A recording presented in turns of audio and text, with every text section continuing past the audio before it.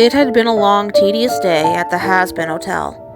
Ever since the last extermination and a successful victory of winning the war against heaven, business had been booming with new patrons lining up at the doors of the newly constructed establishment. The Princess of Hell, Charlie Morningstar, as usual, works the front desk, handling numerous phone calls daily, which often pertains to booking room reservations, guest complaints, etc. Faggy is busy standing guard at the entrance as always, spear in hand, staring out the nearby window towards the busy city. Husker is serving himself a drink. Nifty is cooking in the kitchen, and Angel Dust leans against one of the stone pillars, smoking his cigarette. It had been a month since the war ended, and everyone was doing their best to continue their lives as normal. Well, except Cherry, who was the only one who seemed to distance herself. They all knew the reason. The egg boys themselves noticed how she would sit in the corner and not say a word. It had gone on like that since Sir Pentious' death, and not long after did they all discover what really happened to him. Sir Pentious had ascended to heaven after all. Many would feel relieved, but there was one key factor that could not be ignored. Sir Pentious' upcoming trial. One thing that would determine the outcome of his true fate, of whether or not he could return to hell without meeting the end of an angelic weapon. Charlie and the others were doing all that they could to help Cherry through this difficult time, especially after Sir Pentious had confessed his feelings for her. What could they do? They all hoped that it wasn't too late. Meanwhile, at Heaven's Embassy, Sarah had sat at the end of the table on the very top floor, and Adam's son Abel had entered, panting as though he had run an entire marathon. "Abel? What's going on?" Sarah asked in a firm but gentle scold, noticing the panicked expression on his face. "Just take a deep breath, and I want you to calmly explain to me what you're doing here at this hour." "Please, Sarah," Abel begins, walking over to her. "I need someone to listen. I know that it isn't my place nor my position to make any types of requests concerning the current situation with Sir Pentious. But you must understand, Emily and I think you should just let him go. Clearly he's not happy being here, and that should be obvious to you." Sarah sighs heavily, shaking her head in exhaustion. "You don't think I know that, Abel?" she replies in frustration. "None of this was supposed to happen. Well, I mean, I never believed it would ever be possible. And it's not that I don't feel guilty, but the other court officials, every other seraphim, archangel, they all have a valid reason to doubt Sir Pentious' reforming. And believe me, it's an adjustment, a challenge to our very principles, what we always stood for." "No, what you always stood for," Abel argues.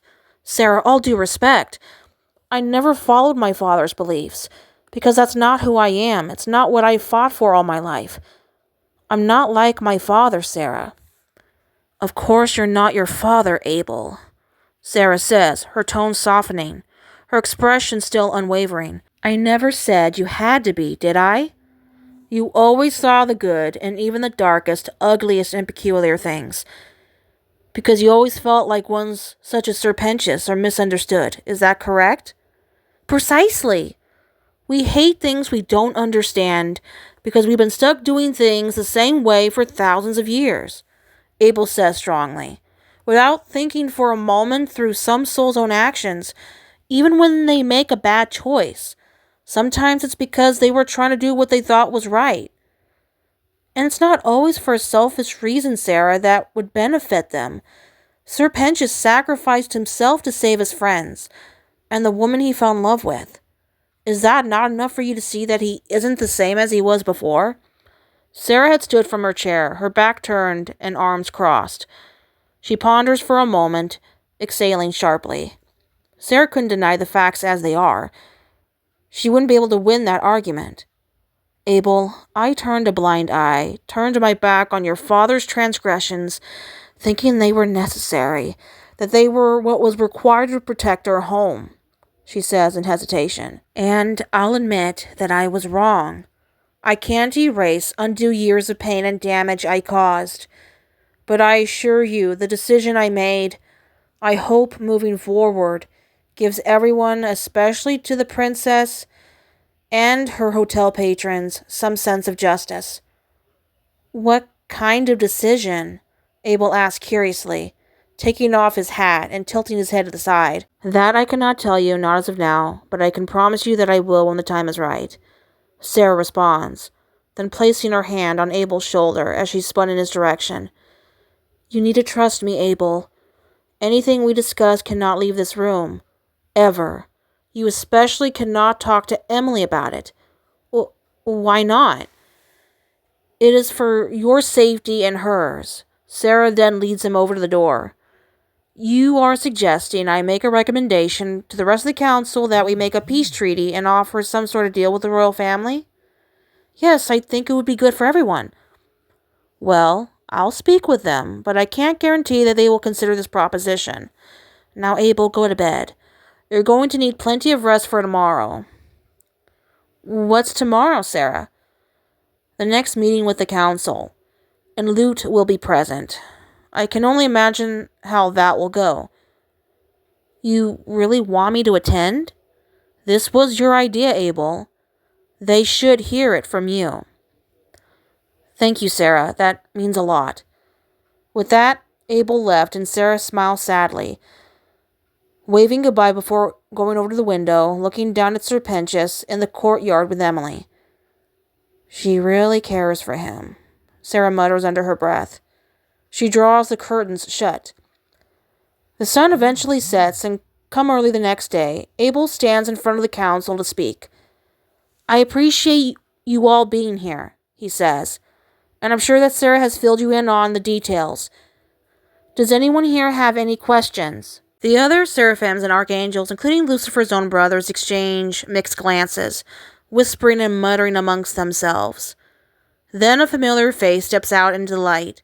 Lute glares fiercely at Abel, then at Sarah, who is up at her own platform, who is watching this soon-to-be disaster unfold. I have one, Lute sneers venomously, taking slow, fluid strides towards him, and then leaning down to his height. Abel bites his bottom lip nervously as he lets out a hard gulp of nervousness, and shrunk down as his body tensed.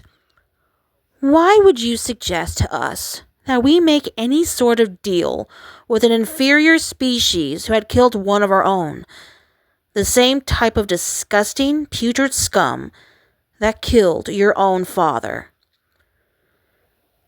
He got himself killed because he was reckless. The princes proved to us, Lute, that a sinner could redeem himself. Sir Pentius being here is evidence of that. You all made a mistake. Angels don't make mistakes, Lute snaps, circling around him. Everything we do is by duty, and the duty we have is to enforce what was written. It has always been tradition. It has always been the way to keep those below us in line, to keep us safe as well as you. Your father was a follower, one who only tried to maintain peace. And the only true path to peace, kid, is violence. It is why we have these exterminations, so those like the Morning Stars do not threaten our authority. They do not intervene, and so that sinners do not destroy any more innocents ever again. Nobody is truly innocent of anything, Lute, Abel yells. You and my father broke the code which forbade angels from attacking hellborns during extermination. You are as guilty as anyone else in this room who chose to do nothing but let all of this go on. I should have spoken up against my father sooner, but I was always afraid of bringing shame to him. Now that scum down there in that hotel, as you so call them, they're actually trying to make a difference. Charlie wants to help her people, those who want to improve themselves. And you, Lute, only want to fight back because you are petty against Vaggie after you very stupidly went after her to begin with, and thus you lost an arm. Because of your actions, trying to fight for a cause that only did more harm than good for anyone. There's gaps that echo in the chamber from the several court officials. Lute's left eye twitches. Who in the fuck do you think? She's cut off by Sarah. Lute, that is enough, Sarah says sternly. Abel does have a very good point. You are part of the problem, and the only solution is a peace treaty to be brought before both realms. There must be ramifications for actions on your part in creating a liability that in fact tainted your service record as Lieutenant of Heaven's Army. I declare for you to make the necessary corrections to your behavior, being you go on probation till further notice. You are not to perform any of your usual duties as even the new commander until you can prove you have earned that position. Lute scoffs. You can't just do this to me. After all my years of risking my neck so all you could keep your skin and body parts intact, you're detaining me and demoting me to desk duty?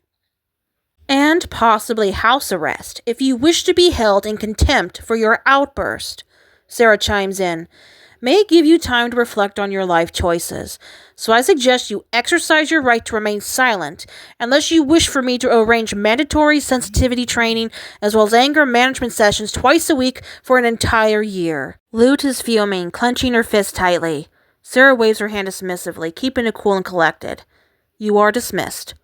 Lute then storms off. The door slams shut behind her. Sarah sighs before looking back to Abel. You are free to leave too, Abel. I'll take it from here. Thank you for your time, she says. Abel reluctantly leaves. Well, that went better than expected, he thought.